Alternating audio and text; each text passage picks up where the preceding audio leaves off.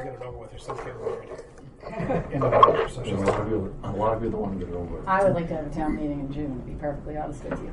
You want to move to June? No. Oh, special. I have a special. We have a special anytime, as long as we have, I think, a month's notice. Right, we have 100 signatures. 30 days notice. No, you 100 can. or Oh, 250. no, you don't. Yeah, we could call. We can call one anytime. Yeah. Yeah. Want to call them? We can do whatever we want. Sure. Not tonight, though. We're going to keep it easy tonight. Okay. Yeah.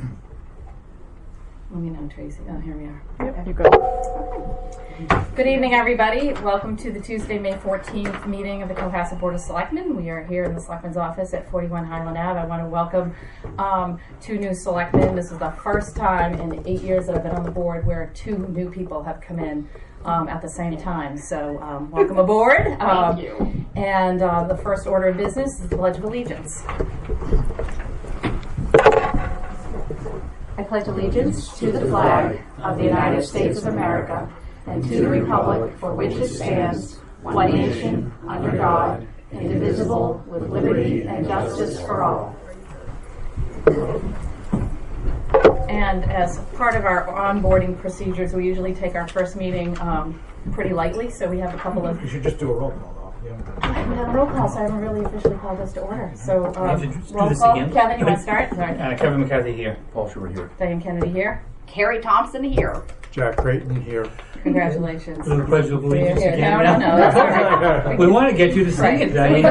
Because we're in session. We'll do that. We'll save that for 8. If we can get out of here at 8 o'clock.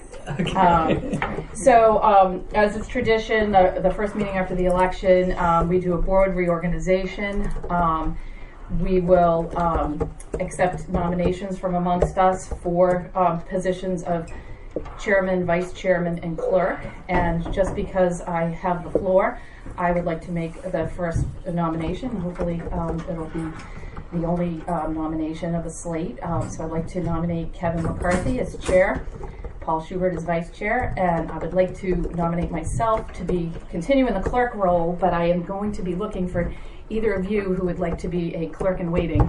And I would love to use this year to kind of get everybody up to speed in minutes and some of the document preparation, and I have file folders beyond any belief, so. I'd like to second the nomination. Okay. Actually, you don't need a second nomination. You don't need Oh, you a- don't? No. You don't. Oh, I'm We learning have more Mr. every Robert day. Rules, yes. Okay. If there are if anybody else has any other nominations? No, Okay. So we can call for a vote. you can. All right, I'd like to call for a vote for the slate that was presented. All those in favor, please say aye. Aye. Opposed? Nay. All right, we are reorged, and we have a new chairman, and I'm going to shuffle off to Buffalo. Okay, Tracy, I couldn't vote for myself as chair. Correct. So you don't want me to put you in there? Yeah, well, because I can't, it's illegal, I'm not proper, so. Okay. Actually, it's illegal. However, I really endorse myself. don't get that as any So discouragement. the reason for that, It is, because no, it is legal, but you just have to there present it is beforehand saying there's. there is a slightly different compensation level as chairman, and that's why it's And that's the proper reason form why to in proper form, use. you can't Making vote. the I get big about bucks 25 as cents chairman, more not- a day than you guys You have do. extra dollar a week. Yes. An extra dollar a me. If So, I'd known you were going for the gold. Yeah, right. all right. So I just got. Casey and I. I just got downsized in my paycheck. Welcome aboard, everybody. Thank you. You're in the way. He's going to follow you right in.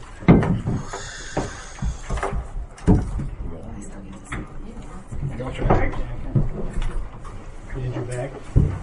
Kevin, do you need your bag? Yeah, I mean, You're over there. I don't know. This is the one seat I've never sat in 8 Oh, that's years. exciting. New bag. This is a new one. As long as I have my trusty sidekick.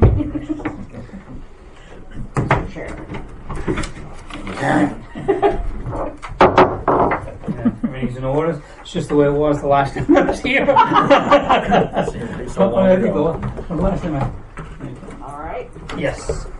So one thing to begin is I do want to echo Diane's welcoming of 2 new board members. With Jack Creighton, we have somebody who's had a lot of experience with Conservation Commission and a number of other volunteer things in town as well as elsewhere. So he's had a good amount of public service And I do particularly want to note that with Carrie Thompson, that this is the first time in the history of the Cohasset Board of Selectmen that we have a millennial who's actually Watch on board. out. So I'm gonna challenge that, because I'm a cusp year later, so I'm actually a Gen X. Not a, oh, right, well, yeah, millennial, Right. yeah, I'm not a Millennial. baby The boomer. millennials are taking over. Those are Watch the- out. And, so anyways, welcome. Glad to see you here. The next item on the agenda is public comment, and this is for any items from members of the public that it's not on the agenda. And so I don't see any out there, so we'll go to the next item, which is licenses, events, and permits. And the first one is the pre-prom red carpet event. So whoever's speaking about that, please come forward. And if you would, for the record as well as the TV audience, you can give us your name, please. John Dockray, 26 Norfolk Road. Heather Dockray, 26 Norfolk Road. Welcome, John and Heather. Thank you. Nice to see you here. Nice to see you. So you want to go over what your event is, and I know it's an annual event. And so forth. So tonight we're here for the approval for the annual pre-prom event, which will take place on May 23rd here at the Town Hall. We're looking for approval to use the auditorium downstairs, and we're looking for approval to close Highland Avenue in front of Town Hall and Long Road in front of Town Hall for the event. We've already spoken with the Cohasset Police Department. They've approved the closing of the roads. We close Long Road probably about 3 o'clock in the afternoon, and then we close in front of the Town Hall probably a little after 3. Highland Ave from front of the Town Hall all the way to Beach Street, so we can set up the red carpet and the chairs and the trellis for the pictures for the event. Okay. And Heather, do you Yes. have? Nope, you covered it. Is there any? Is this essentially the same as you've done the last? How many years have we done it this way? I know. Yes, in years past, we this is our first year of us taking over, handling the pre-prom red. I thought you were fresh for that. Yeah, we're fresh for it. You couldn't figure what- No, we're fresh What for are you it, here but there is a 3-ring binder that was handed off to us, and so we're following the same procedures, same vendors, just about everything. The only thing is this year it's on a Thursday. instead of- Usually it's been on a Friday. Uh-huh. But this year it's a Thursday. Okay. Are there any questions from the board? And I just have a statement, which is, I remember when you became assistant fire chief or deputy fire chief, whatever the official title is, and your kids were really little. Yeah. And now you're running the prom. Yes. So- Oh yeah. Oh. Yes. Congratulations. I hope weather is better than today. Yeah, I know, so we're looking forward to there it. is if the weather is inclement or like today, they'll be moved to the high school, to the gym at the high school. is that in the application? I'm just looking. I don't, was that in the Now, application? you know, that would be under the school committee's Yeah. jurisdiction, so. Okay, It's fine. so we're all set with that. Yeah. Well, congratulations. It's a new time for you. It's a new Yeah, time for for Carrie sure. and I, and let's hope Yeah. good luck for everybody. Yeah. Let's hope Mother Nature cooperates. Yeah. Yeah. I gotta say, this is. Yeah, you done, Jack? Yes. I said, this is one of the events that whether you have kids in the high school It's systems fun. or not, it's a really It a is. blast, and Yeah. it's very impressive to go and watch. And Yeah. they go down the carpet and they go down the thing. Yeah. There's talks and so forth. Anyways, it's an event for anybody in the town is welcome to see, and it's worth Yeah. coming down and taking a look at, especially on a nice day. Yeah. It is. And it also makes it a very safe prom as well. Yes. Right. Usually- And trolleys, did you? Yeah. No, yeah, the Trolleys will be picking up the students after they go down the red carpet and have time to take pictures on the common. The trolleys will take them to River Club. for this year's prom. Yeah. That's what they're doing at the River Club. The River Club, yeah. Yeah. Okay. Anybody want to make a? I'll make a motion to approve the application for the Cohasset High School pre-prom red carpet, 5/23/19, from 5 till 7. Just a second. Okay. Any further questions, Yeah, comments? including closing of the roads. Close the what? Closing of the roads. Any other comments from the board? All those in favor say aye. Aye. Opposed? That's unanimous, Tracy. Congratulations again, John and Heather, and thank you for Great. doing this. Thank you, members of the board. Yeah. Thank you. Yeah. The best one ever, right? What? That's what That's one heavy. At least public safety wise. Okay, so the next item we have on the agenda is the 3 beach minimum 9/28/19 event. Yeah. Good evening. Good evening again. Good to see you again. Seems like it was just yesterday you were here. Yeah, I know we say that every year. I know. It was. It's- Yeah. So my name's John Donlin, 48 Beach Plum Lane in Situate. Great. So thanks again for hearing our application for the race. For the new members, I'm not sure if you're familiar with it. This is the sixth year that we've run it. It's a half marathon. Great. And it's an out and back course that starts at Nantasket Beach, and then most of the course, I'd say, comes through Cohasset. So it comes along Jerusalem Road and a little bit of Situate, and then kind of turns around and retraces the steps. So had another great year last year. Good weather, which always helps. Had the most number of runners that we've had, which is great. It's really a pretty popular race at this point. So. No real changes this year. No, not asking for more runners. It's the same approximate date. It's always the last Saturday in September, so that's the 28th this year. The only change is that we're going back to our old course. So the first 3 years that we ran the race went over the Cunningham Bridge, and then the last couple of years we had to detour it, and it went down Main Street a little bit, which I didn't love, but it was kind of the best alternative. Fortunately, we didn't have any issues, but now we're kind of back to the old course.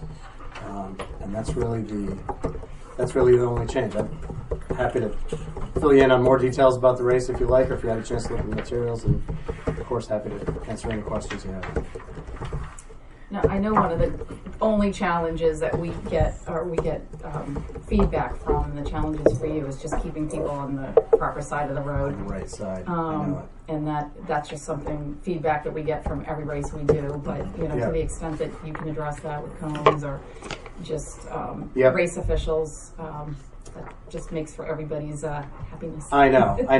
We really, we absolutely put safety first. In the last couple of years, we've really, in a good way, hammered our runners before and in the pre-race announcement about staying to the right, because it is an open course. It's open to traffic. We don't close any roads. Okay.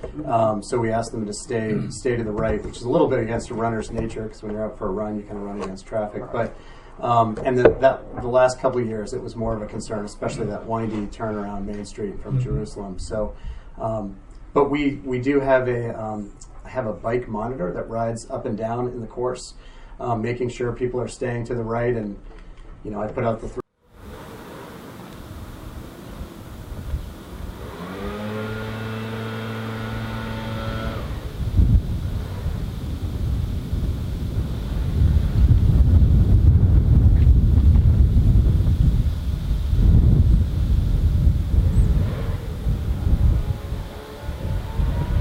of disqualification if they're trying to cut corners, especially on Jerusalem and Atlantic, trying to save a little bit of time because it is dangerous. But I'll be sure to reiterate that again this year. Do you also instruct the runners that they should be aware that people have personal driveways, and just to keep an eye on it? I'm sure most of the people will be very respectful to the runners, but the runners should also know that there are people's driveways they want to get in and out. Yeah, absolutely. In the last couple of years, we've also put up some lawn signs for the vehicles saying there's a race in progress and that sort of thing. And so the runners, they try and move right along. They're trying to block traffic. One of the good things about the race that's worked out well is we do try and start it early. It's on a Saturday, and so it's a 7:30 a.m. start.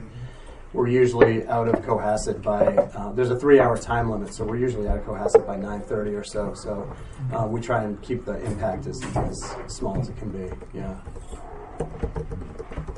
So last year, how many did you have that actually ran? I know that you requested 400, but... Yep, we had 336 finishers, so we were under. Yep, so it was good. And we were... Last couple of years, the race has gotten a little bit bigger, and we've been pretty conscious of: is it getting too big? Is it a situation where you need to close the roads? I think we had the department meeting a couple of weeks ago with the police, and Chief Sylvia wasn't there, but I think we feel pretty comfortable with the size of the race. I'm not, I've said this before. My my aim is not to grow this into a 1,000-person race and close the roads ultimately. Actually, we hear great feedback from our runners that they like that it's kind of a cozy, small race, and it's not one of these big, overwhelming ones. So, it's not broken right now. So we're just kind of going with it the way it is. It fits the setting too. Yeah. The setting's small and quaint. That's so it. Yep. Appreciate it. And just so the audience knows too, this is essentially a charitable event, so could you go over it? Yeah. I think you've listed here some of the charities. Yeah, absolutely. So every year we give back to the Cohasset Education Foundation, Wellspring over in Hull, and then American Liver Foundation, which I've had an association with for a number of years. Last couple of years we haven't given to Situate because the race didn't go through Situate, but we'll add them back in again this year since they'll be part of the race. Yeah. Is there a weather date here at all appropriate? No, we'll go You'll go pretty one way much or the rain or other. shine. If it's dangerous, we won't hold the race at all. But rain is just sort of tough luck for the runners. Okay. Yeah. Already knows it is that we are. The marathon goes every year. That's it. That's right. Okay, any other questions? No, just a comment in general, which I can try to make part of my clerk hat, but I wish we could list these, especially these big races that are taking over roads at any point, big or little races, put it on the front page of the website, because we have all the information is on the website. It's just when you go there and you're looking to kind of see what's happening this weekend, just to do that, like with the Arts Festival and the Try, it's just really good. Because people, that's the first place they're going to go. I mean, obviously there's Facebook and it's always up there, but we could just... We have an events page on the, we can put all approved events onto that. I think we calendar has to should, be- as we approve them at meetings, put them there, and then maybe put a link on the homepage that says upcoming events. Or I think something that's, like that. Diane, that's a great idea. It doesn't have to be part of the meeting calendar. So, anyway, thanks. One of those things that I always think about and never act on. Yeah. So, thank you. Any other questions from the board? Okay, we have a motion, y'all. Just Make a motion to approve the event. Second. Three Beach Maroon Half Marathon, Saturday, 9/28/2019, from 7 a.m. until, the setup date is 9:27 to 5 a.m., breakdown 9:28 to 12 p.m. in Cohasset. Second. okay. Any other questions, concerns? All those in favor say aye. Aye. Opposed, nay. It's unanimous, Tracy. Thank you. Thanks very much. Okay, the next item is transient vendor licenses. And could those, you want to do one at a time or all three? I don't. Or We could you give? normally have people. I don't. Well, I see Susan. Yeah. No, I don't think folks normally. Well, Susan, most people don't only come because these are all the same every year. So, and Jen unfortunately is doing something else. Oh, she's picking for something on it. College. So Yeah, these are just our annual renewal, the same three it's the that same three. The last year the board added a fourth, but they have not. They didn't approach about license. So at this point, there's just the three. It's Dell's Lemonade. It's Nona's, and there's another ice cream shop. Zach's. Zach's ice cream. Zach. Yeah. Now, these are the same three that they were last year and the year Yeah, before. and there aren't a lot of while these are primarily at the beach, because that's how this whole thing began. They can ask to go to other locations, and I think they're allowed to go to certain other places. Yeah, like baseball fields and things. Yeah. Are you saying there's a possibility for a fourth? Well, last year the board expanded to a fourth at the request of a local business. It was Seabrook Coffee. Oh, okay. But they have not. I think he's pursuing other right. opportunities this year. So we have a fourth license available, just nobody's applied for No, it. well, not really. You last you expanded it to four. You can offer as many as you want. The board's historically only issued 3, and unless you added a fourth. And at this point, we don't have any other applications. But if we did, we could. You if could we consider wanted it. to, Yeah. But anyways, Yeah, I wanted clarification on that because I think, if I remember correctly, we have 3, and whenever that was set, that 3 limit was set. way back in like 1986. It's attached in that packet. Right, it's Yeah. there in our packet. But what isn't in our packet, and I think I know the reason why, I'm going to talk this through and just say yes or no. I think it's because we just expanded that 4th license just for last year. Correct. So Yes. that's It was So like we a have the trial 3, thing to right. try it out. So And then if- the 3 is all 3 is permanent. what we have, right? Okay. So this would fill it up. Okay. Who makes the decision as to where the locations are aside from Sandy Beach? You do. Okay. The board controls their, you can limit them to certain areas or times. There's only 2 primary locations in town. There's a lot of 3, I guess. The beach is the biggest. Yeah. There's limits on that and regulations, but I think it'll be 2 there at a time. Sometimes people go to Milliken Field, Yeah. and sometimes to the Little League fields. The ones that are on the common for an event are permitted separately in the farmers market. That's a separate permit that goes to the farmers market permit. So, and I don't know if I don't know if anyone goes door to door anymore. Does anyone go around? Well, in sometimes? the individual applications, including the one for Zach's Ice Cream, it does note neighborhoods. So it's neighborhoods in Sandy Beach. Susan Franklin for Dell's Lemonade lists other locations in town. So when we are approving these applications, we would theoretically be approving the locations that they note, known as right Sandy Beach, Farmers Market, Town Common. Dell's Lemonade has the most. I think next year might be a little bit.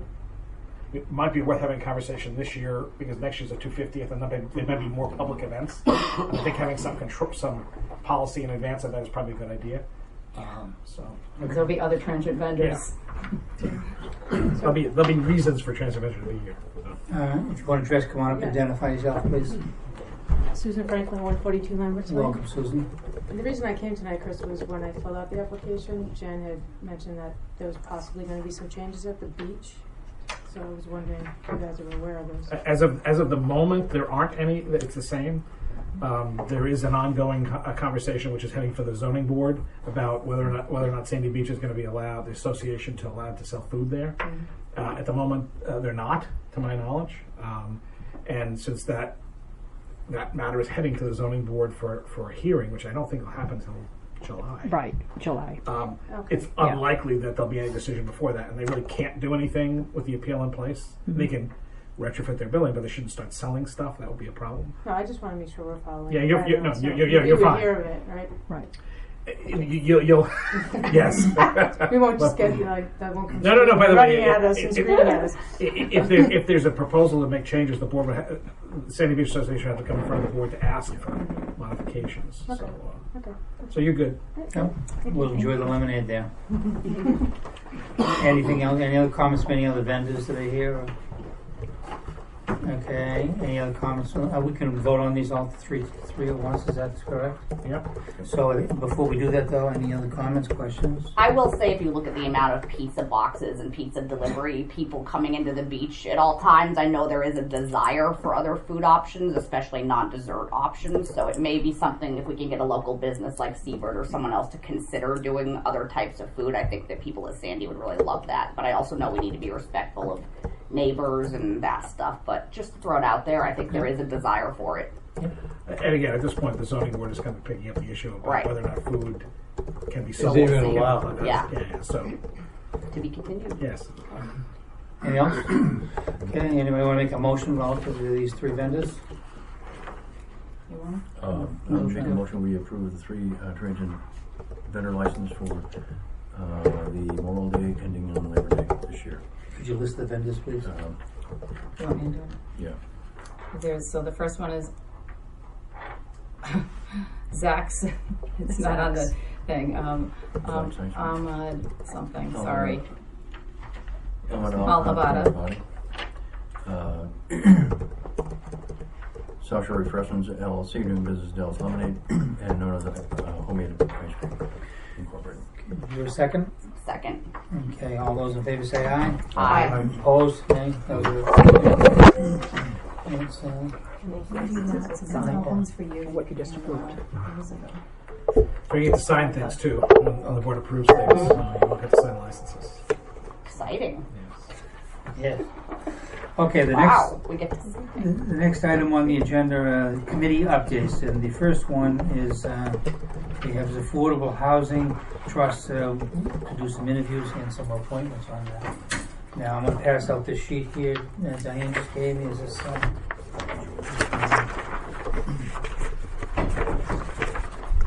I think, and Diane, you correct me on this, what we have here is six appointments that can, 7 appointments that can be made, and we have 4 that have applied and that we can make tonight. But before we do that, does somebody give, for the new members or whatever, just sort of an outline on, what the Affordable Trust is versus the steering committee? Or Yeah. do you want to take just so that both the public and the new members are aware of what we're appointing? So, when the selectmen raised affordable housing as a top priority several years ago, a decision was made to start with an affordable housing steering committee to do some analysis, to do some legwork, to come up with some plans. The Affordable Housing Trust had been created by the town pursuant to state law at town meeting. And some members were appointed, but it never really moved very far. And the Affordable Housing Trust can do it all. The select made a decision that it shouldn't do it all. It should really implement, and the Affordable Housing Steering Committee should really be the ideas group.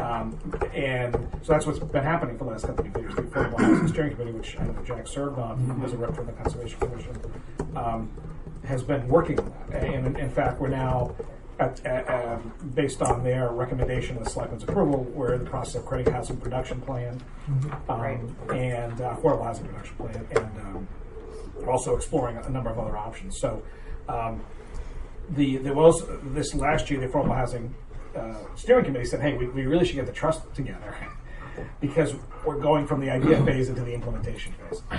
So the board said, okay, let's put out a call, and it's been a trickle because it's a fairly involved ask, Right. And the trust has the ability to borrow money and lend and build housing and hold housing, and it has a pretty wide jurisdiction when it has projects. So at this point, the board now is at a point to be able to make to put together a full quorum on that board and allow it to start operating. Great. Is that a quick? That sounds good to me, yeah. And so with the 4, that allows for a quorum when we appoint tonight. And we're still looking for 2 other members, and then one of them will be a Board of Selectmen member. And you need to pick a new your prior representative is not on the board any longer. Right. So that'll be 2 from the public and 1 selectman. We'll get to those 3 in a Mr. second. Chairman, I might add something to So yeah, just so because we didn't do it before. To run an orderly meeting, what you do is raise your hand and then wait till you call down, and then you speak. Okay. And it'll be the first time, and anytime you're raising your hand, you're always going to get to speak. So relax on it. You can just raise your hand once. So in this case, Diane was first, and then there's Jack. Just because this is how I think about the Affordable Steering Committee is really a kind of a proponent board. They're the ones that are thinking about ideas and bringing them forward and trying to find partnerships. The trust is a real fiduciary holder. I think of it almost, they don't necessarily have the money to do the lending, but should there be real estate that is acquired, it would rest within the trusteeship of the Affordable Trust. And it's really well delineated in the bylaws, so I actually hit send at work. I hit a print to bring it tonight, and I forgot, and I apologize for that. But that's how I look at it. Like a proponent board is coming up with the ideas. That's the Affordable Housing Steering Committee that's been in action for a couple of years. The trust is this fiduciary trusteeship. and tonight you have another interested citizen who's before you for consideration as an appointee. It's on this list of 4 here. Yeah. Okay, before we get to that, Jack. Yeah, I served on the Affordable Housing Steering Committee, I think from the beginning, certainly for the past couple of years. The challenge is to establish town policy under the mandate of the selectmen, and as we were going through this, we realized that there's no place to hold it. We are looking at it, they now, because I had to resign, property for Habitat for Humanity and other properties. There needs to be a place to put that, a place to hold that. So we suggested that we need to reinvigorate the housing trust. So the housing trust will hold the properties, administer them, and there's a very strong advantage to the town in that many ideas to create affordable housing or to put it someplace in a charitable manner need to have someplace to hold it. So the Affordable Housing Trust is, as Diane said, it's a fiduciary holding to hold of this. It's a very important thing. Okay, any other comments? So we have 4 appointments to make. Now I see 2, let's go with the 2 that we've interviewed personally and approved already, I believe, which is Tom Mead and Rob Henry. So there probably isn't a need to re-interview them.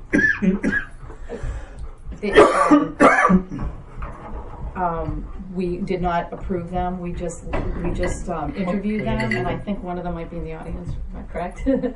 Yeah, that's what I was So you going to might get to. So if that's it,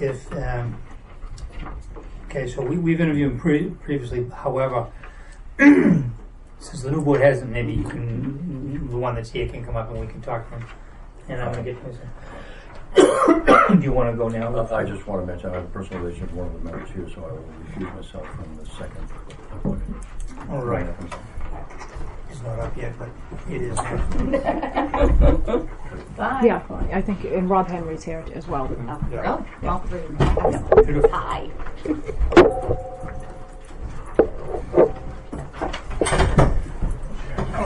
Okay, with Thank you.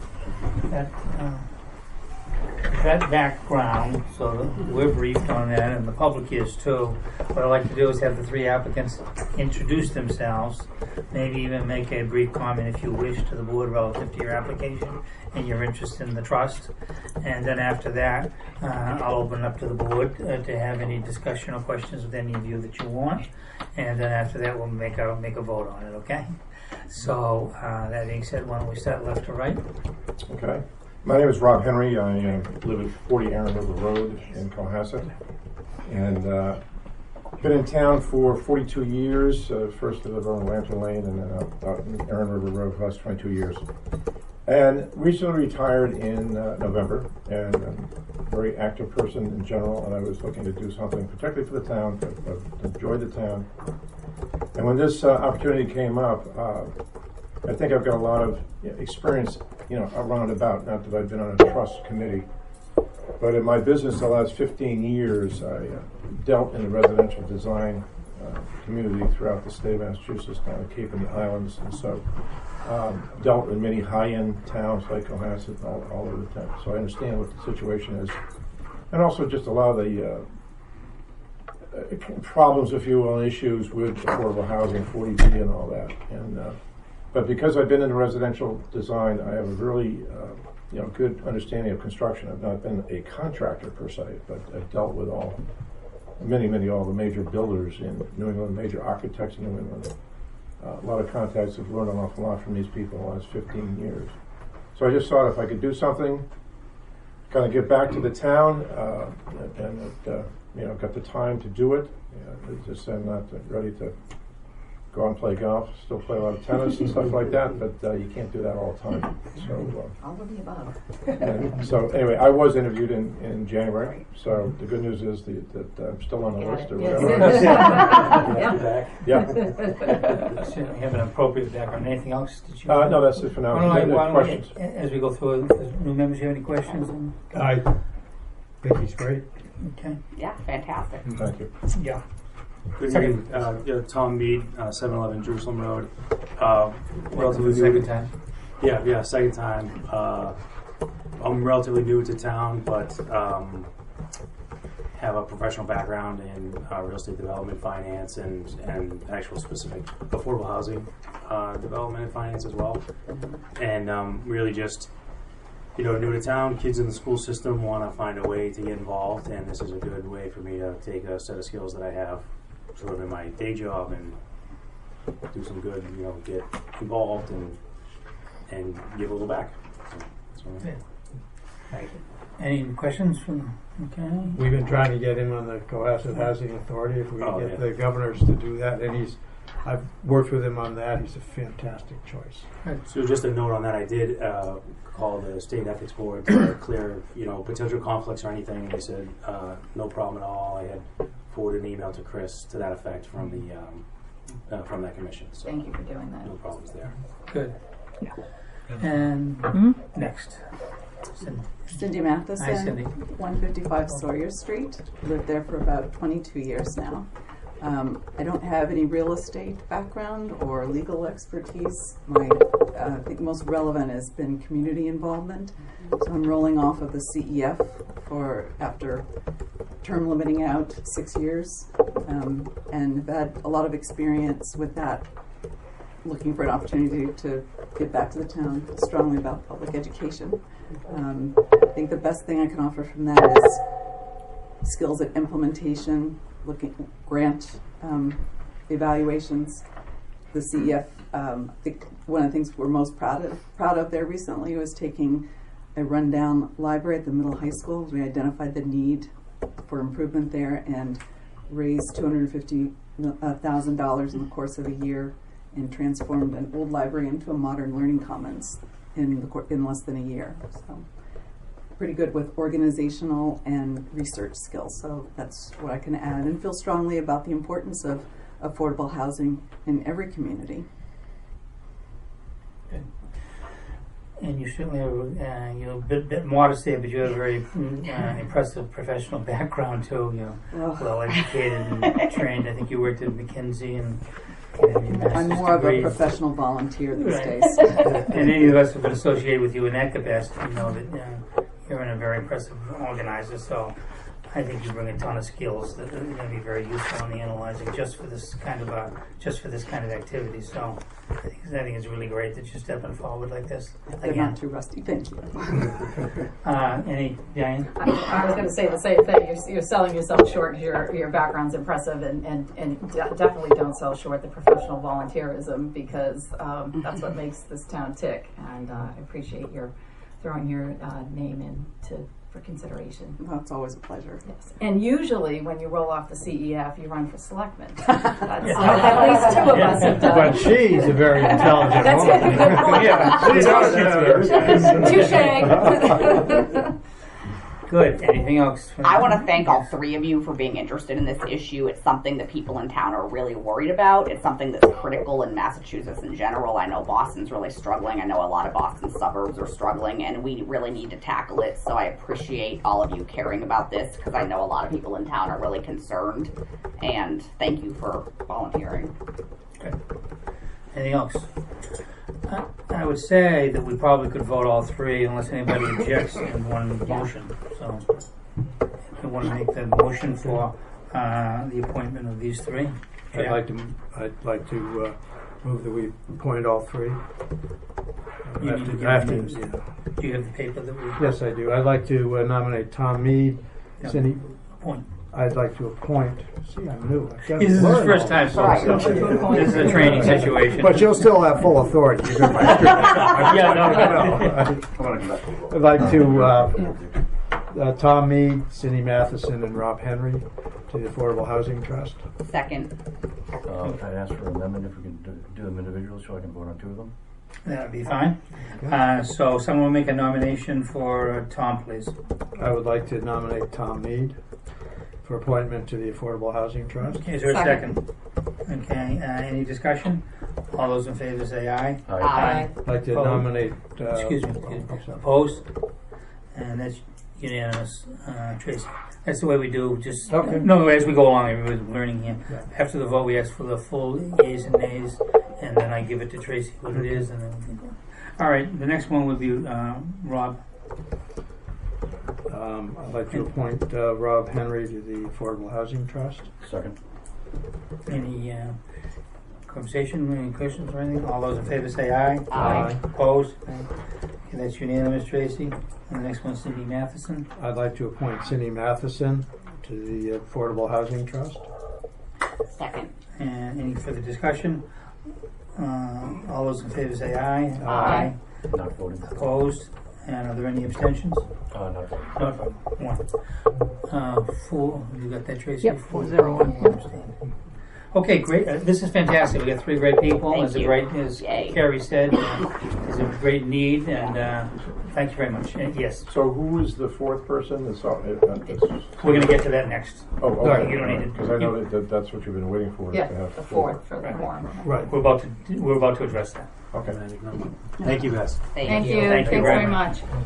Diane, you trying to get in on something? No, that's what I No, wanted I could to do say. it. Well, Yeah. yeah, is the fourth, who, I don't know whether we asked him to be here, but his application is in. So do we have Steve's application? Came in Is Monday. Monday. Has everybody got a copy of it? They probably haven't. It's on the OneDrive. All the applications for all the committees that have been received is up there right now under 2019 applications. So the new members don't have it. They don't have access. No, we don't. I don't have that. I have access to OneDrive, but only for Not that. Yeah, we have to, only we have for to have you both. conservation. So we could do, That being said, I know Steve Gomer. I certainly vote in favor of him. and we do have an application in. We have an application. Yeah. Do you have any concerns or? No. I'm You haven't happy to seen the pass it application, around. whatever. If you don't, you can proceed. Right. I mean, If you want to have Carrie for take a me, look at it's it too. obviously I know Steve, but he was also one of the positions of the 7. And hold on, I got to make an amendment. But one of the positions of the 7 was a selectman position, and he held that previously. So he has already held a position on this board, this particular trust. Oh, that's a good point. Even though it hasn't Right. existed. So I feel like we should move it along so that we do have the 4th. Right. Then we can have a selectman appointment at a subsequent meeting, and then there'll be 5, and you can really start rolling. Yeah, I think it needs I to think get we have his forward. application here, so have you seen it? Yeah. Oh, yeah. No, I've don't known need Steve. I know he's done that work. I Okay. So, enthusiastically support and it. I think that's a good point, the fact that he's been on it already. So, this is just, so do we have a Yep, so Hey, if nomination. Please, the chairman, I would nominate and appoint Steve Gomer to the Affordable Housing Trust. second? Second. Okay. Any discussion? I would like to just amend it. One of the things we didn't do was the staggered two-year terms and 1-year terms. So, which, Well, why don't we appoint Steve, and Right. then we can handle the other, the okay, but I was going to amend Steve's to be a 2-year term, so that the appointment is for a 2-year term. Because they have to be termed. We have to, No, I understand. Yeah. So if we do his now, then we need to do the other 3 though, right? we just need to set the terms. I think we can do that at as one motion and a Yeah. second. Okay, so what are the terms again? I'm sorry. They're 2 years or 1 year, and they have to be staggered. And how many of which? It doesn't matter, yeah. I mean, 2 Well, of there's them. a total of 1, 2, 3, 4, 5, 6, 7 positions. So 4 we could do all these 4 as 2-year terms, And then do the other ones as and then the 1 other year. ones are 1-year terms, including the selectman term, which makes sense. All right, so let's do them all as 2-year terms. Okay. And, Right. so why don't we do Steve, and then we'll make a motion to make them all 2-year terms. Is that okay? Got it? All right, finish your motion, please, or did you make it? Motion's on in a second. Second? Second. Okay, any further discussion? All those in favor say aye. Aye. Opposed? That's unanimous, Tracy, so congratulations. That's 4 appointments to 2-year terms. Okay, the other thing, so we have 2 more, so the public knows, and whoever's, go ahead. No, did you? We We said can do this just 2-year. just formally make them 2-year appointments. I'd like, I'll make a Yeah. motion that the appointments of Tom Mead, Cynthia Matheson, Rob Henry, and Steve Gomer are for a 2-year period. Can Second. we, I'll make an amendment that we, No, vote that's them all you need. independently. What? Can I make an amendment that we vote them independently, so I don't have to worry about voting for Cindy? Yes, Okay. sorry about that. I'll withdraw my motion. I move that we appoint Tom Mead for a 2-year term. Second. Any discussion? All those in favor say aye. Aye. It's unanimous. I move that we appoint Rob Henry for a 2-year term. Second. Any discussion? All those in favor say aye. Aye. That's unanimous. I move that we appoint Steve Gomer for a 2-year term. Second. All those in favor? Any discussion? All those in favor say aye. Aye. And I move that we appoint Cindy Matheson for a 2-year term. Any second? Second. Any discussion? All those in favor say aye. Aye. Not voting? And 1 abstain. You're so conscientious. Okay, so on that's 4 that we've got now. To the community then, as well as the selectmen, to the community though, we need 2 more, so anybody hears about this or whatever we can put up on the web and whatever networking existing members can do, we can do, we're looking for 2 more members, but they do have enough for a quorum. Then we need to appoint for a 1-year term a selectman from our board to be on the 1-year term. We could do that tonight, or because there's 2 new members, you can think about it for a while. We'll do it at our next meeting. At the pleasure of the board here. I'd like to wait just a You wanna week wait? because, you know. Yeah. So it's what we'll worth all of do, us thinking about it. what we can do then is on the agenda for the next meeting, Chris, on the first run we can have, we'll have the discussion and the appointment for one of us to be on that. So you may think about whether I'll remove my name from the possibility. you know, so then there's 4 of us that can consider. All right. And I think I may not want to, because I'm going to have enough things to do, so that'll be one of the 3 of you then, really. So you can think about if you want to do it, and will it be on the agenda? We'll make that appointment. So then you'll have 5 members. Okay? All right, well, we've made it through that. Anything, Diane? Yeah, I just want to make an amendment to the order. So the Alternative Energy Committee interview appointments are not happening tonight, which we were made aware of. And I told Jay Pimpare, and I apologize, that I would ask to have the possible Conservation Commission appointment discussion moved up first. So if we could take that now and then do the Harbor Committee? Is there a motion then? So moved. Motion to move the agenda possible conservation commission appointments to present times. Second. All those in favor say aye. Aye. No opposed. We'll do so. Thank Come you. up if you can introduce yourself. Good evening. Good evening. Jay Puhari, 713 Jerusalem Road, current chairman of the Conservation Commission. Welcome, Jim. Thank you. Here this evening because within the past 24 hours, I guess 48 hours, we've had a resignation from the Concom one. Jack Creighton, who's now on the other side of the fence here. I spoke with Diane, and thank you, Diane, for making the recommendation. I think that it would be worthwhile to move up one of our associates. Right now, as you know, is a 7-member board. However, with the recent departure, we're now left with only 5 individuals. We have someone out that's been out for almost 2 years now on some medical issues. So we need 4 people to have a quorum. I think it's in the best interest of the town not to go into the next month and a half here with only 5 members, given that there could be some absences. So with that, while both of the associate members are certainly worthy of moving up, at this point in time, I would recommend moving up Marianne Weatherald, she from an associate position to a full-time voting member position, to basically just serve out the remainder of Jack's term, which would have expired July 1st time frame until the new appointments are made. Marianne's been an associate now for 2 years. She's provided valuable input to the commission as a great asset. Again, she's learned the ropes here. She knows the roles and responsibilities of a commissioner, and I think she'd be a fine asset to join the commission as a voting member. Any questions from the board? Any questions? Yeah. I just would strongly support that. Marianne has been interested. She's spent a lot of time researching some of the issues. She also has been very diligent in learning. Conservation is primarily a regulatory body, and it regulates how town applications comply with the Cohasset Wetlands Protection Act. It's very important to understand that you're a regulatory. Marianne understands that. It's very important, and it's been a pleasure to work with and very confident. And I assume obviously Marion's not here tonight. Is she in agreement?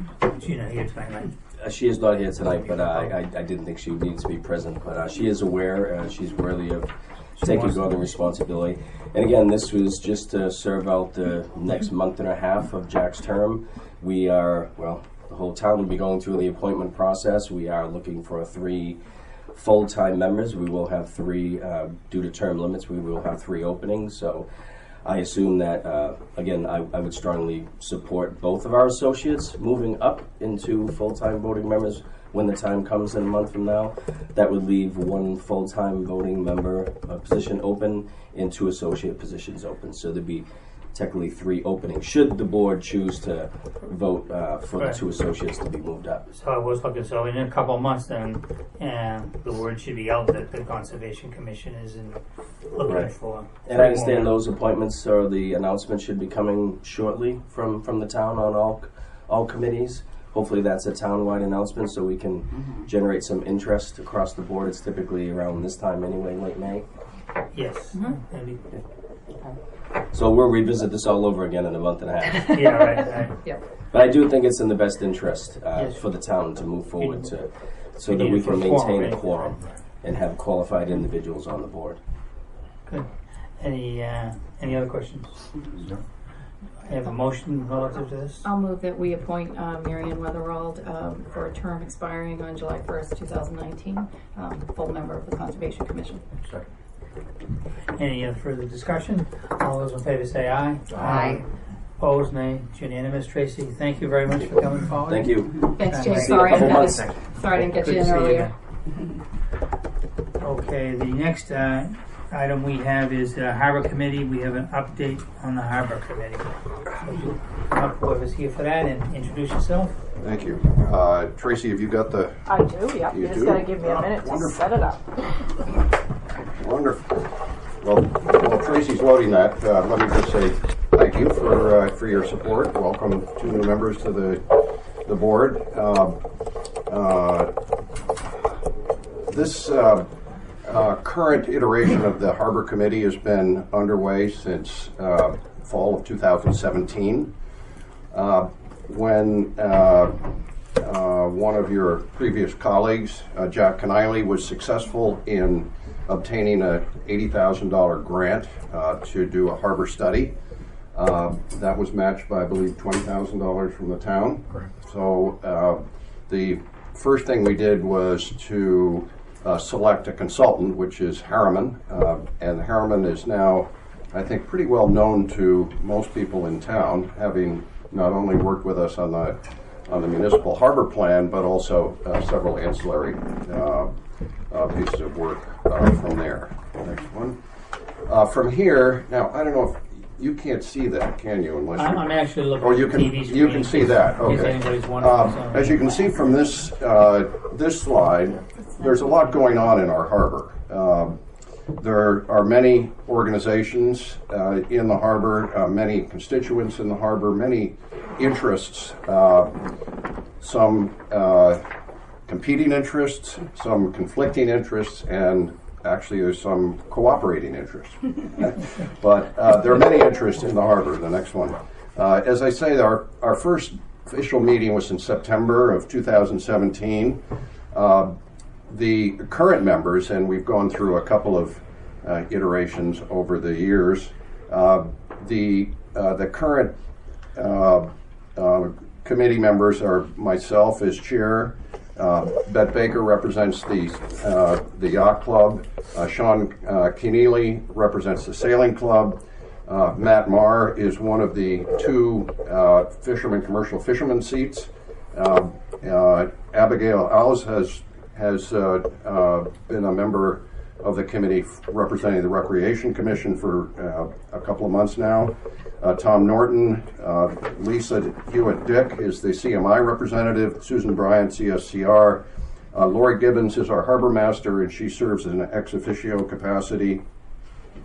And I'm here also to ask you for 3 appointments tonight to deliberate at your convenience and help the Harbor Committee. The first is we need a Board of Selectmen liaison to replace Jack Kennelly. Jack was very helpful in representing the Harbor Committee and its work, and so we certainly would like to carry on that. Also, there are 2 open seats. One is the second commercial fisherman's seat, and unless we can clone Matt Marr, who is here this evening, which I'd like to do, and have 2 Matts on the committee, we need to have another one. I've been trying for 3 years to have 2 full-time members, but pulling teeth kind of comes to mind. But anyway, we'll keep working on that. And then the other at-large seat, I would like to recommend and ask you to appoint Jack Kennelly to that seat. Jack, as I said, has been instrumental in getting us to where we are. Has been a huge help to me as chair, and look forward to working with Jack as we go forward. Excuse me, do you mind if I interrupt for 1 second? Just for our new members and also the audience at home, the Cohasset Harbor Committee construct is prescribed by bylaw. Yes. So there were 2 seats added at a town meeting a couple years ago, but these representations are all prescribed in the bylaws. Yes, exactly. The goals and objectives that we have, and I'm going to kind of come at this a couple of different ways. As they say, the Protestant minister tells you what he's going to say, then he says it, and then he tells you what you just heard. So I'm going to kind of come at it that way. The goals and objectives, which we started off with in the harbor plan, this was the first thing we did, was set out the goals and objectives. And as you can see, first and foremost was the support of the commercial fishing fleet. The Cohasset commercial fishing fleet is critical not only to the harbor but also to the town. It provides a lot. It provides access to the Army Corps of Engineers for dredging. Without that commercial fishing fleet, we'd be hard pressed to keep the harbor dredged. And it provides a lot of other. It provides revenue to the town of about $250,000. The income, the revenue that the harbor or that the fishermen generate is several $1,000,000. So it's an active and very important group. The second is really equally as important, is access to the harbor, the public use and access to the harbor. In my opinion right now, unless you are a member of the yacht club, the sailing club, CSCR, CMI, or you own the Oaks, you really don't have access. It's very difficult to have access to the harbor. And my guess is there is a significant portion of the town of Cohasset that hardly know the harbor's there. And what we'd like to do is make that access better and easier for our community. I'm not going to read through each and every one of these, but please review them. I'll just mention a couple. We want to tie the harbor together with the village, with the town, in a number of ways. The civic organizations that we have in town, we want to have them have access to the harbor. The geographical access, and you can see in one of those slides, the village, Cohasset Village, is not very far from the harbor, and yet it's almost in another state when you start walking down Elm Street. So we'd like to work on tying those together. The governance of the harbor and the waterways of Cohasset is important too. Right now, the harbor has governance, but there are many waterways in Cohasset that have virtually no governance, and we think it's important to have that included. Certainly the ecosystem environment of the harbor is critical, and we'll be working on that. Finally, the last one that we've really added here is action plans and steps to implement this plan. And implementing the plan, as you'll see, requires 2 things. One is identifying those projects that we really have to work on and doing the research and developing a plan, specific plan for them, and then finding the funding, which is critical. This slide shows you the Elm Street link to the village and the harbor. It is our one major way to get from the village to the harbors down Elm Street. And as some of you know, we've been working with a couple of the developers who have taken control of the Cohasset Harbor Inn to provide that viewscape down Elm Street, so that when you're coming down Elm Street, instead of looking at the blank wall of the Cohasset Harbor Inn, which in architectural annals belongs somewhere other than where it is. Anyway, and as you know, we as a town approved the bylaw, the overlay, and that is underway, and there'll be hopefully in my lifetime, I'm sure in yours, there'll be some beautiful structure there, and we'll all love it, I'm sure. Another way to come at this is Can you Where, back yeah, up? where, I'm sorry, Resiliency I and lost you. access, it's slide number 6. I think it's number 6. Yes, one, yeah, slide number 6. Resiliency and access. First of all, there's environmental resiliency. Those of you who have been in town for a little while know that we are having 100-year storms virtually every other year. Those 100-year storms are not getting any. You had the right one. Anyway, there we go. Not getting any worse, or not getting any less impact to the town. They're getting worse, and we need to look at the FEMA studies, the projections of sea level rise and climate change, and do what we can to protect the town from that sea level rise and storm surge. We need to protect the ecology of the harbor and the watershed, and also to continue doing the research and study to ensure that resiliency into the future. That ties in a number of different community activities, CSCR for one, the schools as well, that we'd like to get the schools more involved in that kind of study. And then there's economic resiliency. Again, the commercial fishing fleet really needs significant upgrade of its infrastructure. The commercial fishing fleet has really been struggling in the last several years with a deteriorating infrastructure, and we really need to provide much better infrastructure for that fleet. Not just to protect and to help the fishermen that are there today, but also the next generation of fishermen coming along. Provide a revitalized waterfront for community enjoyment, and that there are a number of things that we propose to really, again, allow access and then have people enjoy the harbor that we have. One of the ways that we propose doing that is to create a Cohasset Harbor Enterprise Fund, which will be a nonprofit fund. Money can come into that from a number of sources, and I have a list of some of those sources. Some of you may be hearing from me, but to create that as an opportunity to continue to fund the harbor into the future. Access, commercial access first of all. Again, I mentioned the infrastructure for the commercial fishing fleet. Regular dredging of the channel in the harbor. The way the dredging works now is that when the commercial fishing boats start running aground off of Whitehead, we call up the Army Corps of Engineers and get on their list, and somewhere in the next year or so after that, we get dredged. We really need to put this on a regular planned dredging schedule. The other towns, like Scituate, are facing the same thing, and we hope to work together with other towns to coordinate the dredging of Cohasset Harbor and Channel.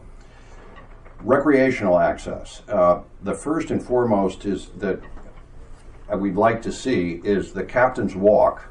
There already is a Captain's Walk, but it's hard to tell where it is, and it's not very accessible. But to create a new Captain's Walk from the Oaks to Government Island. The current owners of the Cohasset Harbor Inn, as part of their negotiation to get the overlay, agreed to have both the view corridor coming down Elm Street, but also to put and to fund the Captain's Walk in front of that new building. Again, I mentioned the 501c3 to raise funds for the harbor, improve Elm Street. There's a lot of work that can be done to make Elm Street really attractive. Obviously, that has to be done in coordination with the local residents on Elm Street, and I'm sure there'll be many conversations about what is best for Elm Street. Identifying and enhancing non-automobile traffic to the harbor. It's easy to say, okay, we'll make Elm Street nice and you can drive down there, but there's no place to park. So we'd like to have other options for getting people down there from the train station all the way to the village and then to the harbor. And there are a number of things we've been looking at. And then, of course, there's enhancing the parking, and there are a number of things we're looking at for increased parking around the harbor that will really alleviate some of the bottlenecks we have in the summer. There are a number of regulatory requirements. I'm delighted that CONCOM is now going to have a full team again, because CONCOM is very important to the things that we're doing, and we need to work in concert with Concom. Jack gave me a tutorial last summer about what Concom can do and what it can't do and how we need to work together, so I appreciate that. But amongst that, there's the Chapter 91, which is really key. It's a state regulatory law which really looks at the shoreline and water-dependent use, access to the water sheet, and anything that goes on around the harbor really has to address Chapter 91, and we're certainly looking at what that means to any work we do there. Public access to the shoreline in Massachusetts, the public has the right to pass between mean low and mean high water for the purpose of fishing, fouling, and navigation. Some residents of Cohasset take that to the extreme, but that is the law. If they are fishing, if they are fouling, or if they're navigating, they may pass. They can't sit there and fish, but they can pass. But there is access. And, Just trolling along. You're trolling. Yeah, you can troll. And the beauty of the municipal harbor plan like this is that some of those things that may be from colonial era can be modified in the best interest of the community.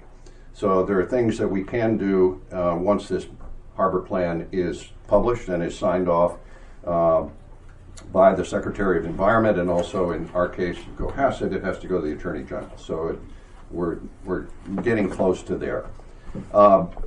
Once that's done, we are looking at implementing the harbor plan. And let me just say that Cohasset has had a number of harbor plans in the future. And what happens is there is a great deal of enthusiasm getting to the plan. The plan is there. Everybody says, oh, great, there it is. Now I can go home. And it goes in somebody's lower left-hand drawer. Well, what we on the current Harbor Committee are dedicated to do is now implementing that plan. Okay, now, excuse me, so, because I want to be able to frame this for the audience in some mega way as well as the board, if you don't mind. So, and make sure, it gives you time to have something to drink too. Because this is a big issue. This is a lot to what you just said already, and you're not, you've got more. This is actually quite impressive what you're presenting here. But I want to make sure it's clear to the board and the audience and so forth, and that I've got it right, that what you just described up to right now is pretty much a lot of the results of the Harriman report and the study that was done. Is that correct? I want to get the frame of where this is coming from. So we brought in a contractor and an advisor. So we put together a harbor committee, which is that's the plan. Right. You produce the plan, and and what you're speaking from now is a lot of what the results are of that plan to this point. And that plan's not quite complete, right? Isn't it? Correct. But you're pretty much there in terms of what that mission was and what we originally went out and got the $80,000 funding for and so forth. Do I have that correct for the board's framing as well as the town? Yeah. And the next step is for it to come back to you folks to review it and to comment and then to decide whether to tweak it or send it on for adoption. Yeah. Okay, that's a good point. So if it comes to you. Because, I need to make sure the board understands all this because we have a responsibility here, and I want to make sure the town does too. So I want to.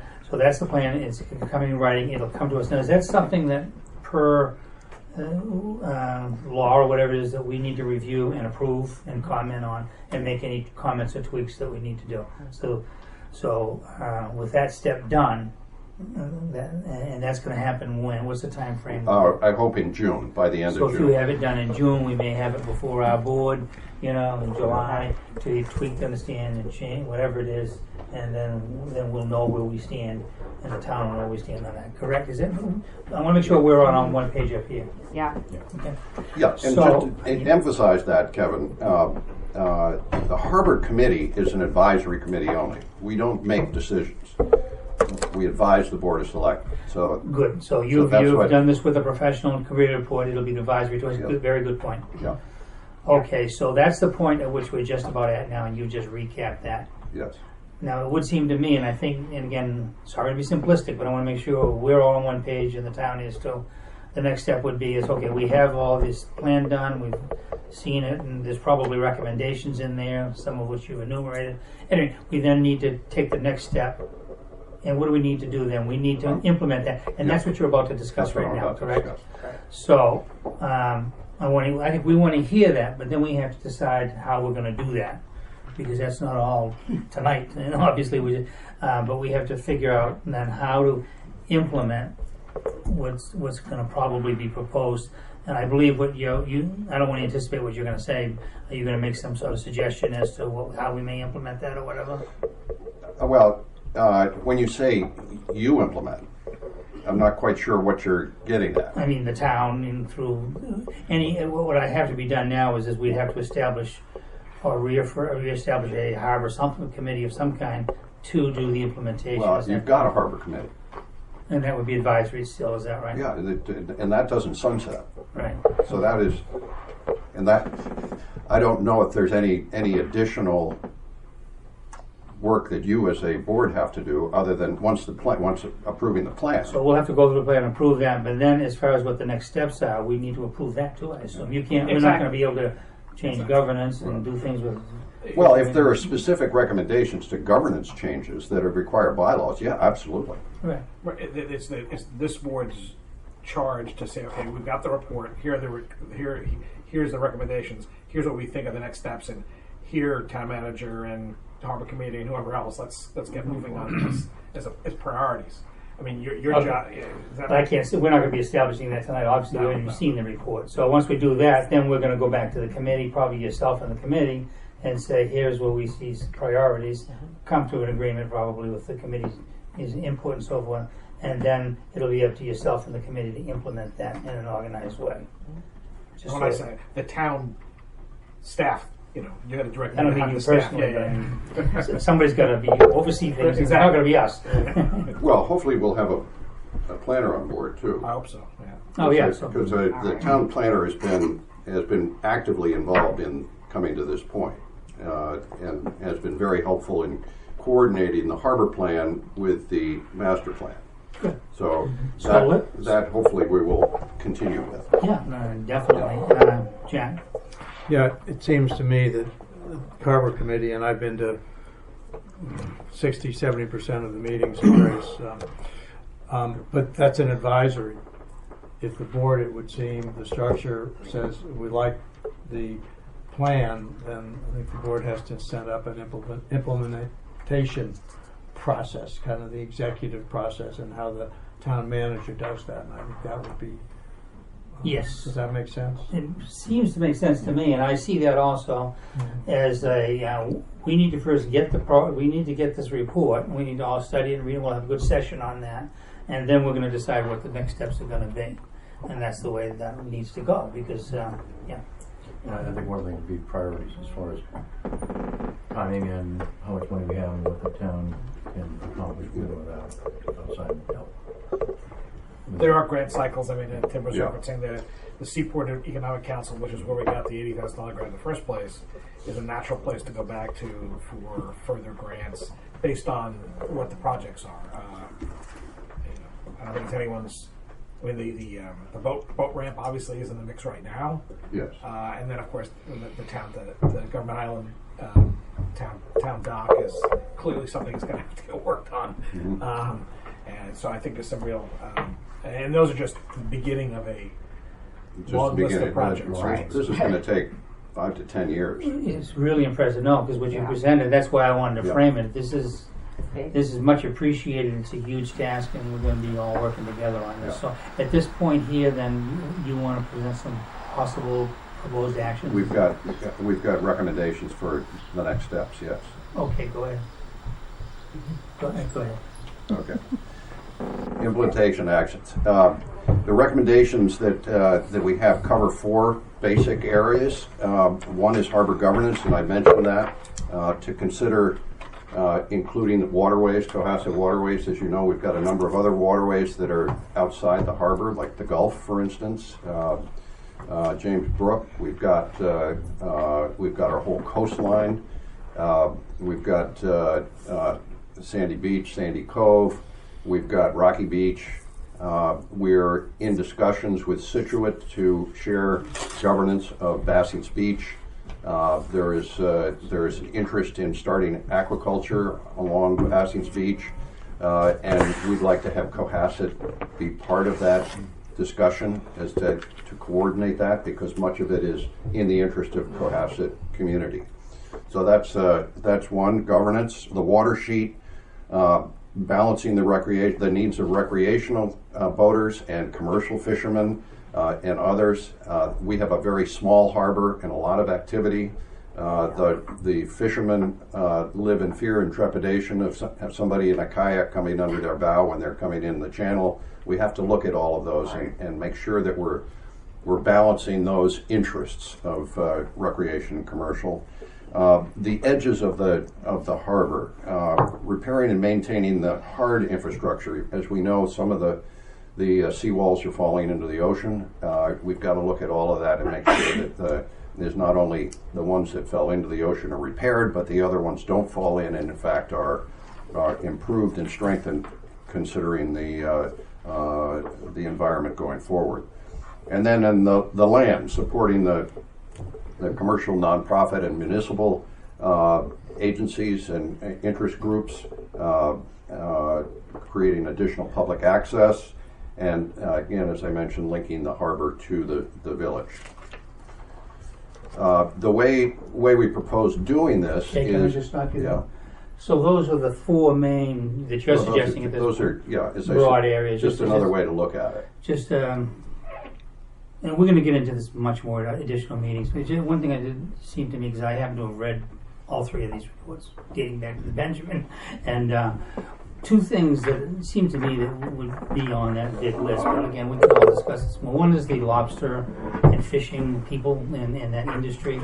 My understanding is that one of the prime reasons, in our prime interest in town and for doing all of this was to really enhance the fishing and the lobster industry, and I just didn't see that on that top floor. Yeah, it is on there in terms of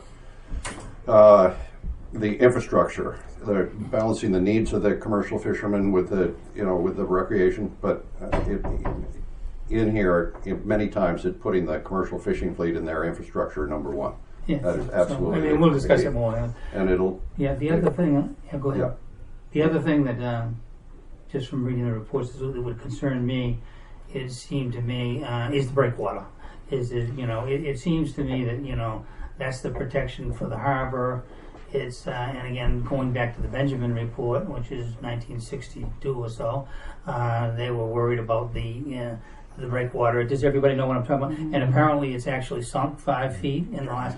And with the trends of global storms and warming and rising tides, it would just seem to me that would be a priority somewhere. But again, we're not going to decide that tonight. But it's a subject of debate whether it's actually shrunk or not. But it doesn't matter, because at any moon tide, it is overwashed at any high tide. And the problem is that when you get a 2 or 3 tide storm, a nor'easter that goes on, so you have 2 or 3 tides building in there, it's just as if the breakwater is not there. That surge comes right down the center of the harbor. So there are a number of things, and this would require a working group to look at this, and I'm proposing this.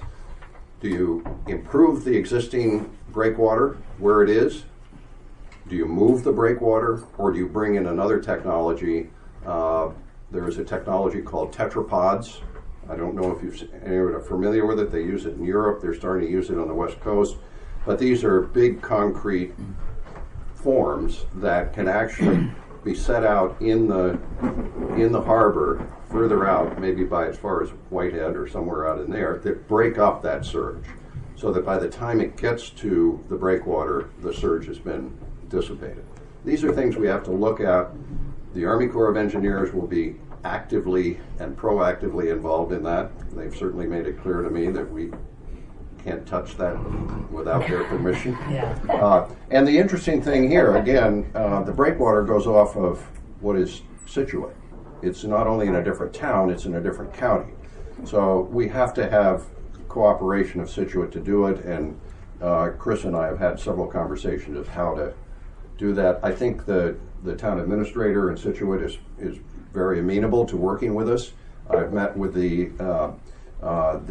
people that want to do the oyster farming out there. They're amenable to having Cohasset be part of this. So there's a lot that's going on, but it's going to take a lot of cooperation, a lot of thought. Bringing the Army Corps in, the Army Corps is not always the easiest to deal with, so we have to really work on doing that. Yes. So the way we propose moving forward, there are a lot of different issues. I've put up here a number of different issues that we need to address. We need to study them better, and we need to, once we have a plan, we need to find funding. And I'll get to the funding in a minute. Chris mentioned one of them. But these are a number of different issues that require a working group, probably made up of some of the Harbor Committee people, some from the community, some we may want to bring in experts to serve on those working groups. Those working groups will operate by themselves. They'll operate together. Maybe 2 or 3 of them will work together. Members of those working groups will come and go. It's not, and I use the term working group so that we don't get into, it's a committee that has to have a quorum every time it thinks about doing something or doing some study. And I confess to you, I've spent a lot of time since I took on this project with Carol, being explained about open meeting laws and what you can and can't do with open meeting laws. I can tell you each of these working groups will function and adhere to open meeting laws. They'll publish an agenda, they'll publish where they're going to be, it's open to the public to come to them. But when I talked to her about the structure of a working group and what constitutes a quorum of a working group, that may be 2 people or maybe 5 on any given day, she couldn't provide a specific answer. So we'll do the best we can in terms of dealing with open meeting, but I think that working groups, the way I envision these working, is they're going to be very flexible, and will certainly, they will report generally to the Harbor Committee, and the Harbor Committee, of course, reports to you. So that's the way we see that, and certainly as you discuss this, be very interested in having your input on it. Over the course of the next 5 to 10 years of this implementation, between investment from private, public, and nonprofit organizations, I estimate we're going to invest somewhere between $50 and $100 million in the harbor. So this is a big effort.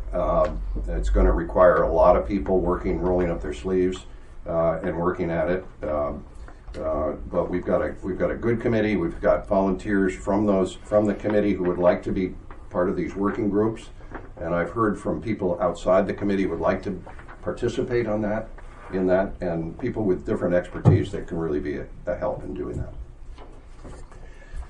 Some of the sources of implementation and our funding for the implementation, and let me say that it is my hope that anything we do, the $50 to $100 million, does not come from the taxpayer of Cohasset, that it comes from other sources. So I'm not here asking for funding. There may be that there'll be specific things that we'll work on that, but right now these are a number of funding sources. Chris mentioned the Seaport Economic Council. They have money for this, and then there are a number of others in the state that have funding for it, and we'll be looking for that.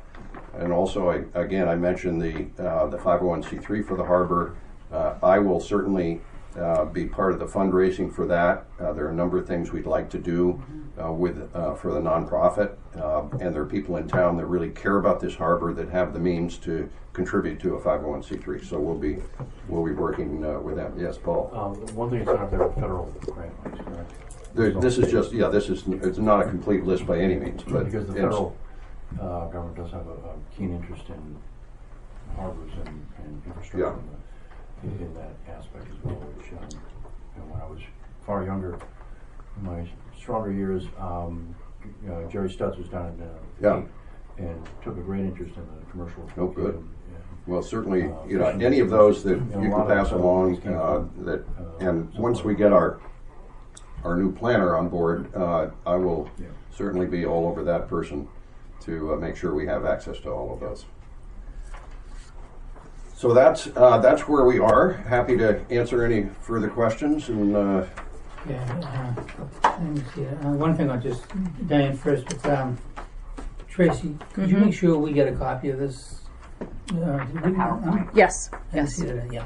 Make sure that, and to the board, this is going to be one of the big things we're handling for some time. So, I don't have to say this will be going to be on the agenda more. Anyway, we want to really understand this carefully because this is a big subject, and it is a big you've done a lot of good work on this. Well, one thing we don't want to do is to have this come to a halt. So, I will be pushing to keep us going because there is enthusiasm in the town, I believe, for this. We are going to have a celebration of the harbor plan, whether or not it's been approved by the Attorney General. At the end of June, you'll all get an invitation. It'll be at Atlantica. Don't celebrate it. We've approved it, though. We're just celebrating the harbor plan. We're not, Kevin. We're not celebrating the conclusion of the harbor plan or the approval of the harbor plan. All we're doing is celebrating the harbor plan. To Harbor Fest. Continuing enthusiasm. So I don't want that celebration to go beyond the 4th of July because people. And I'll tell you that what I'm really interested in doing, in addition to having the community involved and the harbor committee involved, is also the people in the state that provide the funding. So they will all be invited. And if we go beyond the 4th of July, they all go off and do their thing. So we're going to have the celebration, and you can tell me whether it's of a approved harbor plan or simply the harbor plan. Okay. Diane, did you? I actually just wanted to make sure we got a copy of this, and I think that, just the next steps, I would think, are obviously when the plan is finalized for us, and celebration aside, we can always celebrate, that it would come here for really its own agenda item. It might even be its own separate meeting, and I would love to unveil some of the stuff to the community in general, especially people that might be interested in just advising on topic-related issues like your working groups. Absolutely, and one of the things I'd like to do is actually put this on some of these working groups where the topics we're working on the website, so that people who have in the community have interest and expertise can participate. It's going to take a lot of work, and there are groups, as I mentioned when I started off, that are some are cooperating, other are conflicting. But we have to work together, and that's what we're going to do. And just to put an exclamation point next to the word governance, it's really important because one of the first things we started to talk about was the Harbor Committee wasn't functioning at all because of the way it is defined in the bylaws makes it not what we needed. So we followed the structure to get this committee together to do the stuff to help because they were the stakeholders. But ultimately, who knows what kind of management structure, especially because that committee was set up before we had a town manager who had responsibility for hiring a harbor master, et cetera, et cetera. So that's a piece. And then, of course, the macro governance where the Situate line delineates, et cetera, et cetera. So to me, that's really one of the key topics right away is to kind of figure that all out so we can go forward with the management eventually. Absolutely. Good work. Good. Okay. So we look forward to getting a good and very good presentation. Well, thank you. Thank you very much.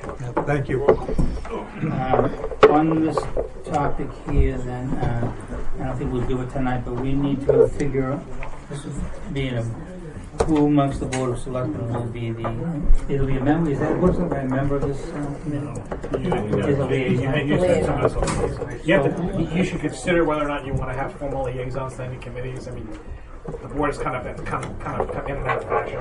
It's a decision you need to make collectively if you want to have people formally appointed as liaisons. Okay, but on this particular committee, it's not a formal requirement that the Board of Selectmen be on it? Okay, then the other consideration is they're looking for a lobsterman? The challenge has been that you have to be a Cohasset resident to be on a committee. and the last member who wanted to be appointed was not a resident, so couldn't be appointed. The bylaws do not allow non-residents. So Absent we're ex looking, officio they're looking for a lobsterman member, right? Yes. And then there's a member at large too. So we're not going to make an appointment tonight, but I would imagine. But we should probably do that next meeting. Take in whatever application. We don't have any applications. There's no application. One. I got one today. You got one today. Okay. So Jack, why don't we put on the agenda, if it's okay with the board, then next the 28th. Are we advertising in some way to whatever the applications are? We'll go over the applications or whoever's available. And we'll make a decision on that. Is that agreeable to the board? Okay, good. Anything else on this? I know it's on the Alternative Energy Committee. Joanne was. Is that going to be pushed off until? But I mean, I did want to make sure she was. Did we? Mary Jo was Mary here, Jo. but she was here, she right? did send an email. She was I mean, aware was that she it waiting wasn't. to come up or I don't anything? think so. She wasn't here to speak. She just wanted to make sure it was postponed. Oh, okay. Okay. She's all. We didn't make her wait on this. Is that the 28th, or we're looking in June? We're meeting on the 28th. No, what the AEC, do you want to have that? I think you should put it on the 28th. They were just, they wanted to make sure there was enough time for everybody to get their applications in. Okay. Because one of the things when we reconstructed that committee as a selectman committee, the idea was to basically have the same committee, at least initially, in structure. So there's a number of applications in already for that. So this will be a question of going through those applications and adding 2 or 3 more. Did they all want to physically be here? Is that the idea? Or did they not have all the applications in? They don't have all the They didn't applications. have all Okay, the so applications. as long as they understand that we're going to do it next meeting so they can get going, all right? And we'll make those appointments then, okay? All right, the next topic is town manager update, and the first item on this is new member onboarding. So, welcome. They're on board. Yes. Sounds like welcome. a board. Jack. We are on board. Sails aloft, or whatever they call it, that you get an anchor. Over the last, we haven't had new selectmen to onboard for a couple of years. We've gotten a lot more robust. We have a much more active and developed HR department. And we've done a lot more onboarding. So we've already met, actually. And we'd like to continue to provide those opportunities. We have a pack of materials that Tracy's pulling together, which is quite. Oh, you already have them? Mm-hmm. Yes. Great. I couldn't lift it up You here. should- So we I have our put big it on the binders. floor. You got binder, you got Thank you, a Tracy, budget for doc- the help budget with that. document, Yep. you have a CAFR, you have a PowerPoint slide packs on a bunch of other things. So it's a lot.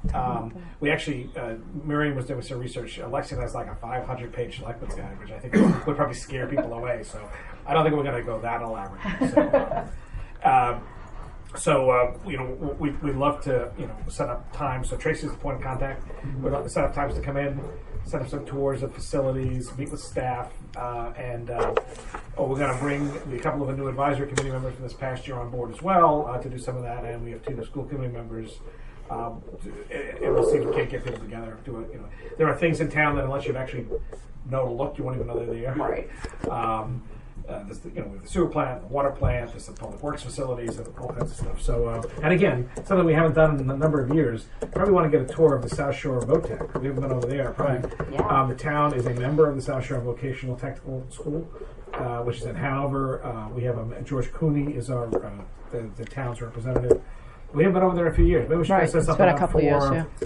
Hey, well, let's see if we get something for June. I mean, there's a nice little restaurant. If any of you want to do a tour, it's a great facility. Yeah. So why don't we see if we can talk to Tom and George too? Tom. Yep. Tom's last name escapes me as their superintendent. But it's a great facility. So you're going to do the tour of Social Vortex, and you can do a tour of the town. You mentioned that already. So The town tour sounds good. Yeah. No, I found that very useful. I'm You go to excited the for that. You go through the sewer and the water plants, the Right. school, anything you want to look at, but they haven't. I found that very useful when I came on board. So recommend I it. will set something for all the board for this. If any of you want to go to South Shore VOTEC, so we haven't done that in a few years, we'll set something up. Once you set up the time to do that specifically for the new members, And we'll see if you want and to then go. let us know that we can come as we wish. So I'll pivot right on to training is really part of this too. So there's 2 specific training programs that are coming up in June. One is on June 6th. It's in Worcester. It's a new official finance training. Kevin was what a couple years ago. So if I can interject, I really, that's almost a must for you to make. It's a whole day. They give you the nuts and bolts of all the financial and other aspects of being a selectman. They go into ethics and conducting meetings and so on. Really a must sort of go to. So on the 6th, please make sure you go to that. If I get a chance, I might even join you just to get the refresher. Right. But just you guys take. I want to emphasize. So we'll make sure that we register both of you, and we also offered to a couple of the other advisory committee members who will get a chance for that. Anybody wants to go to. And I think Paul Linares, our treasurer collector, will join you for that as well. Good. On the 8th, all of you, any of you are welcome to go if you want. June 8th is the Mass Municipal Association's Selectmen's Spring Conference. It's in Sharon. I believe it's from 8 to 2, but I don't remember. It's something. We can distribute information to all of you. If you would, yeah. There's I'm I think serving on a panel to talk about regionalization issues. So and sharing cross borders. So, but there'll be a whole interesting package. So again, there's a small registration for that. If any of you are interested, particularly Jack and Karen, but any of you, just let Tracy know, and we can book you. So. And that's a Saturday, so it's a Thursday, Saturday. You got to jump right in. We're also working on scheduling committee training in general on open meetings law and public information and all of that. We're working to get that set up for June and possibly do it again in September. So we'll get some dates together for that. That's for any. Yeah, that's your we'll go over that as a board. Yeah. Anything else? But I want to emphasize on the jump. Did you?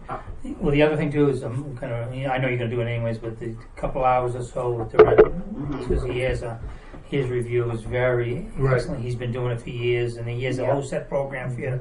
So that's all set. Yeah, they've already been put out. You'll benefit greatly from that. That'll really get you off going good. The last piece, so we try to schedule meetings a year out. Just so you, the next 3 meetings of the board are May 28th. The next 3 scheduled meetings are May 28th, which is 2 weeks. June 11th and June 25th. The board typically meets the 2nd and 4th. Has historically been the last 2 years, at least the 2nd and 4th Tuesday.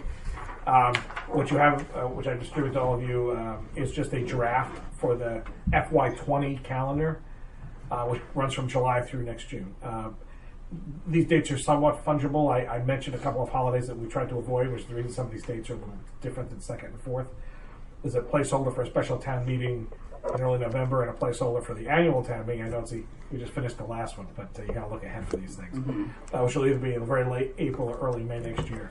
You won't set those dates until August, but it's just good to have them. So please look at this, anniversaries or birthdays or vacations or schedules. If we can work around it, let me know. So if you could, if you could do that, and then our next meeting we'll ratify this as the agenda, because that's pretty much I want like to stick to do this pretty plan our time. Try to avoid extra meetings, which will be inevitable. But anyways, we'll do this. We'll ratify this at our next meeting, so you guys everybody has a chance to look at it. Okay. And just to March is always a very busy month. There's a meeting scheduled for pretty much every week. It doesn't necessarily mean you're going to have them every week, but that's the last run up until town meeting. It's also possible, specials usually don't have a lot of things on them, but you usually need a couple of meetings to settle those. The budget cycle starts in January. Actually, the budget cycle internally starts before that, but you start to hear things in January. You adopt a budget message in September, so there's a lot of work that starts early. And the goals and objectives session, I think, is something you also need to decide how you want to start doing that. You have the 25th, I would say, maybe to start or earlier, unless you want to. Typically, the board, what's been most successful, the board usually picks a day and meets off-site. We've been going to Wilton Commons, kind of and it's a go through where we are and where we're going. Is that the strategy session in July? The 16th. Well, I said I was. I'm going to be out of town on the 18th. You could do it the week I'm away, but we should do the strategy session with you. June 25th might be a good. I mean, it's a month from now. I was thinking you might want to pick that as a possible day, and we can do it off-site. That's a regular Tuesday. So could you put that in? When do we decide that? When you set dates in 2 weeks. Okay. I think picking a date for the goals and objectives session is important, and again, I put the town manager on review on there just for next year. No, we should do that. Because you should do that regularly. So. And let's do a general strategy session. That's an open discussion where we have just it's a good Great, bonding I thing. like It's that. yeah, good. Team And we building. could go off somewhere. We did Wilcott. I'd be open to So going that's in anywhere else you July, want to go. what you have now is July 16th. That would be. That's why I was asking. It's not. We're going to do that. No, that's a different Do thing. you want to move that to the 25th? 25th. I'd like you All to right. tentatively move that. So I'm still unclear. For July 16th, you have the annual goals and objectives. I just put that on for conversation purposes. Oh, okay. So that's not a hard set. No, stone. they're not Okay, set. that's what I thought. Yeah. Now, usually, sometimes though, depending on, you may go a second session. So you may do like if you're going to do the 25th as the first one, you may need a second one just to wrap it. That's the only. So you may end up picking the 16th and be there for a couple of hours. Okay. So, Excuse me. Yes. Yeah, I just want to add that one of the things we do at the last meeting in June typically is make all of our committee appointments. right. So just something for us to chew on, and maybe we discuss this on May 28th at our next meeting, just a little bit more of this, the next 2-month calendar, because it usually takes almost at least a half a meeting to go through appointments, and we usually don't have them. In my selectman comment period, I'll mention, and I'll just say it now, that we really need to put the call out, the press release that we send out. Tracy has it, and I mentioned it to her, but we got to get that going and get people's applications in and make all those appointments for all those committees that are going to have spaces. So- that would typically be June 25th. And we'll discuss that more than on the 28th. Is that- Again, if you want to do a separate night, sometimes you've done it like a Thursday or something, so it's an off-cycle night. Again, I'm at a professional development program the third week of June, so you don't have to schedule it on me. But I'm saying if you want to do something either late June or early July, again, I avoided the second only because you're running the 4th of July week. I don't know what people's vacation schedules are. I'm available to you anytime from in June and July. Okay, so let's at the next meeting set a date when we are going to do the appointments, and then we put the word out. We have our system set up where we put the advertisements out that we have, and we get the applications in and make appointments. Well, let me since you're all sitting here, just think about this. I didn't put the second on here. You could think about the second. July 2nd? As an alternative for an off-site brainstorming session. Again, just I'm just throwing it out there. I know you're all very busy, so I could do it the 2nd. all right. So just thinking about that. I'll just throw that out. Just throw that on there as another possible date. If we do goals on objectives, then if you can't do the 25th, unless you want to do something in June. Well, if we were talking about doing, we can do the strategy session on the 25th, right? And you're talking about goals and objectives. Well, I mean, again, you just need, as Diane reminded, that you're probably going to need an hour or two, or potentially a couple of hours, depending on how many committee slots there are and how many new members potentially there are. We could start doing some of that on the 11th. I mean, we could have some committee interviews on June 11th. You may need another meeting in there just to, get that done. Unless you split a meeting and you spend an hour doing goals and committee appointments, and you just pivot into. And don't Usually we get tired. Yeah.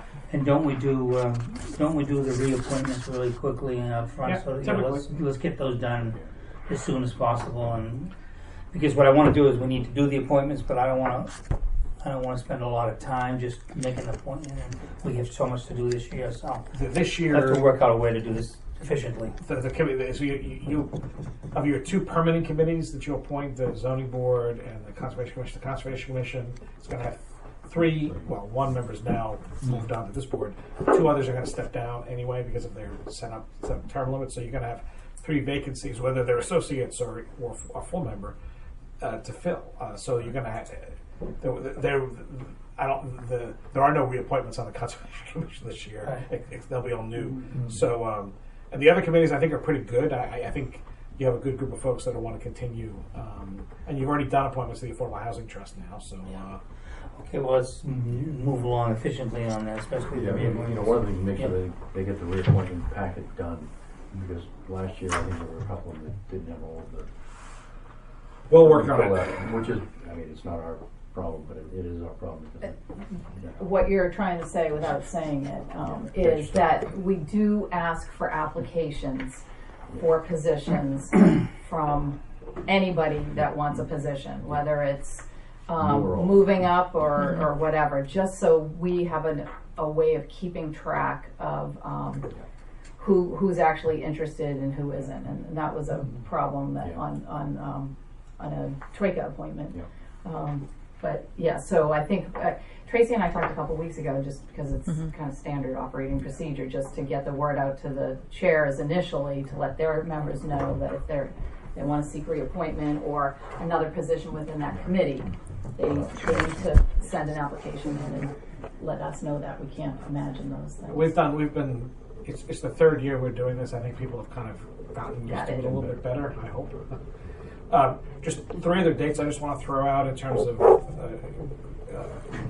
I don't have the distribution. I didn't give the dates out earlier.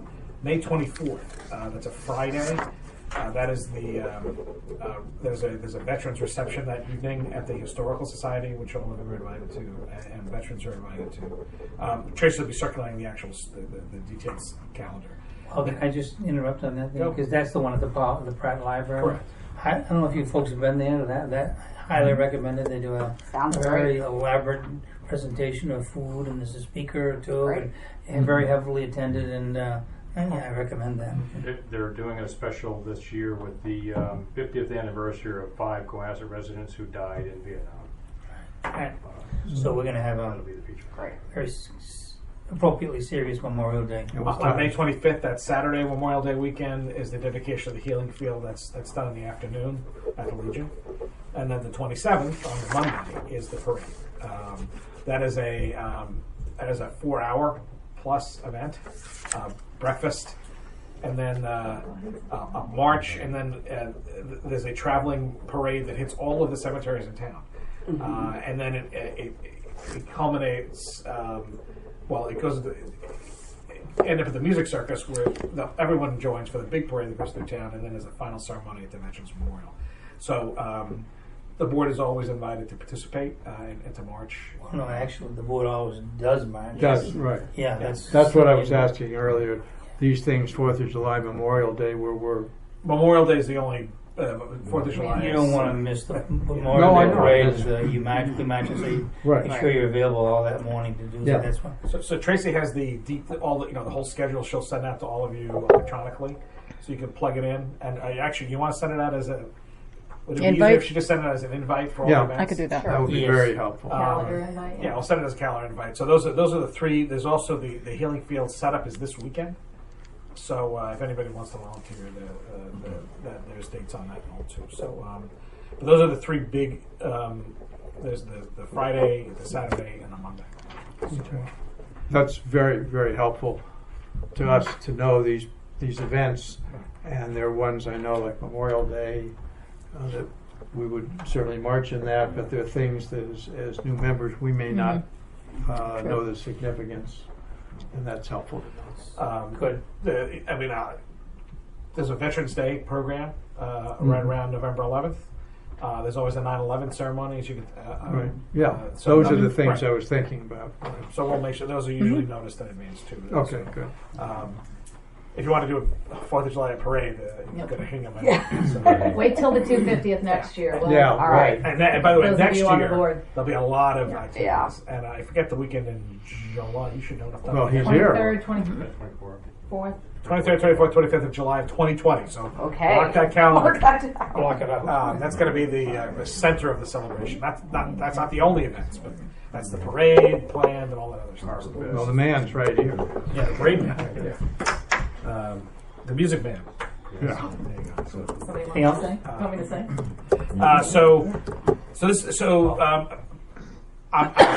My office is always open. We're happy to answer questions. There'll be a lot of questions, and you'll see something different on every board meeting. It should be part of the fun. So, welcome. Thank you. Thank you. Oh, and one last quick thing. Sure. So, because Tim mentioned planning, so our short-time town interim planner became an interim planner, has moved to another community for family reasons, and I appreciate his tenure and what he did, even though it was much shorter than I would have appreciated. We have an interim town planner who starts this week. Her name is Eve Tapper. She served in Lexington and Newton and Dedham and has been doing it on a part-time basis because she likes doing it that way. Miriam had worked with her in Dedham. She came in and she met with me last week. And as we talked, she talked about how she had come into town and went to Seabird Coffee, where she ended up overhearing a conversation about a proposed beer garden, ended up engaging in a conversation. And after we finished talking, I said, you had me right at that. I said, you didn't even know the town. You're sitting in the coffee shop. You picked up on a conversation. You're already helping them figure out what permits and what things they would need and the appropriate place to go. So she'll be great. Now, she's not going to be here full-time. She'll be here part-time. She has a lot of experience. She'll be able to staff the planning board, help with the continuing coalescing of the master plan and the harbor plan. I'm hoping she'll be here on the 18th, which is, that's the other big event as well. One of you are going to mention that? The community forum? I call you can mention The 18th, Saturday. May 18th? 10 to 12. 10 to 12. Master plan program. That's another big thing to go to. And Wilton Commons. So everyone's certainly encouraged to come to that. I'll be at a college graduation. Congratulations. So on the planner, then, by part-time, what do you mean by that? Is that she'll be here, I think we're planning 15 to 18 hours a week, plus meetings. And so, I just, because it is such an important function for everything we got going on. Oh, yeah. Are you aggressively looking then? Yes. I mean, So the answer, there's no chance that this could be a full-time issue. No, she has no interest in trying. So you'll do this as interim, but then we need to. So she's not only going to give us the professional support. Now the office is already repped. So Jen is now the assistant director of planning, permits, and inspections. That's Jen Orm's new role. She's now downstairs on a full-time basis. We'll have a new person starting up here next week, which will help out Tracy and also support Miriam and HR. So Jen is handling all the administrative side of all of that, and so Eve will be handling the professional side. The planning issues and all of that, and helping coordinate the plans. And she's also got us recruit. So we've been posted for a couple of weeks, and we've been actively recruiting. So for the planning position, right? I mean, I really have to say, from what we're looking at the planning, we have got a lot on our table, and we need somebody who's very strong, because there's a lot of people who have various ideas, but this is something for our town for basically the rest of our lifetimes, and I think we'd be very careful. I think the board should keep close tabs on that.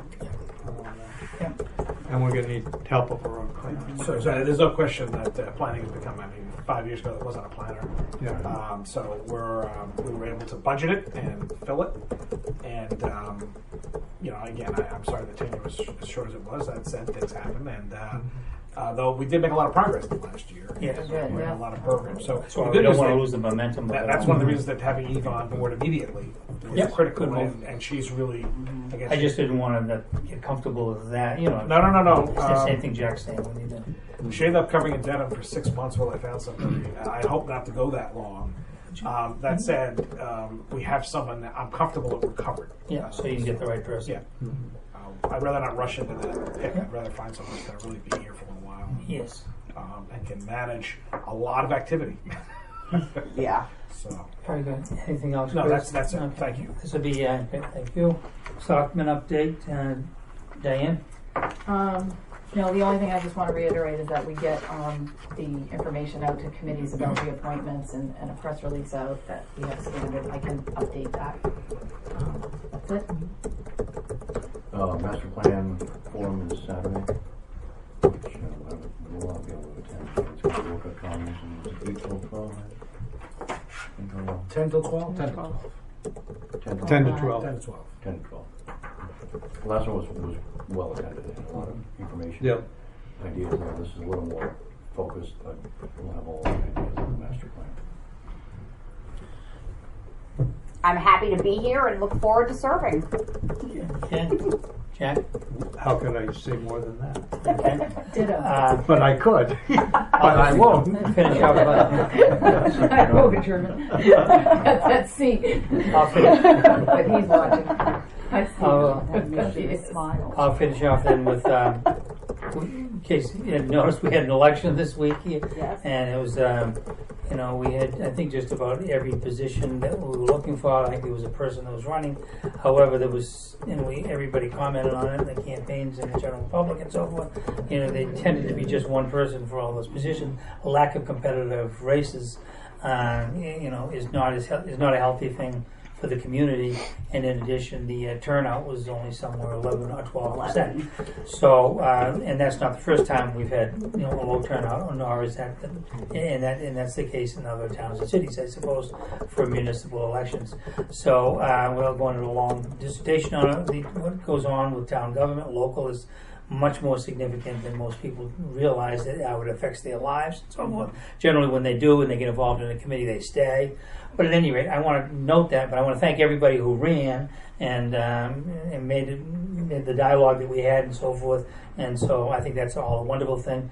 But I want to end it with, as a board of selectmen, though, let's think about this year and going things that we can do that will help stimulate the electorate to get more involved in voting, as well as the committees. We do, you know, we're pretty good on the committees, but let's think about how, if there's something that we can or should be doing, or can be helped to get a voter participation up, because you know, that's pretty low. So that's all I have to say. Anything else? Those people who vote get 30% off their property tax. Yeah, that'll say. Well, clearly you haven't read the budget book yet. Yeah, exactly. You get a lot of votes, but we would go bankrupt pretty quick. I'm just pandering to votes. Yeah. You don't need to. You're golden for 3 years. Oh, all right. So, anything else? If that's not, then I'll ask for a motion to adjourn. I'm going to move approval of the minutes from May 7th. I missed that. Second. Go ahead. Second. And any discussion on the minutes? It'll just be the three of us, right? All those in favor say aye. Aye. Opposed, no. Unanimous. Any All right. comments? And topics that are reasonably anticipated, just so they'll know. Sometimes if something comes up within 40 hours before, we can post them. It can come to my attention. I'll bring it up to you, and we can cover it legally in that way. Just so you know that. And that said, we adjourn if there's a motion to adjourn. Sure. Second. And all those in favor say aye. Aye. Oh, congratulations all. Congratulations on your meeting. Very good.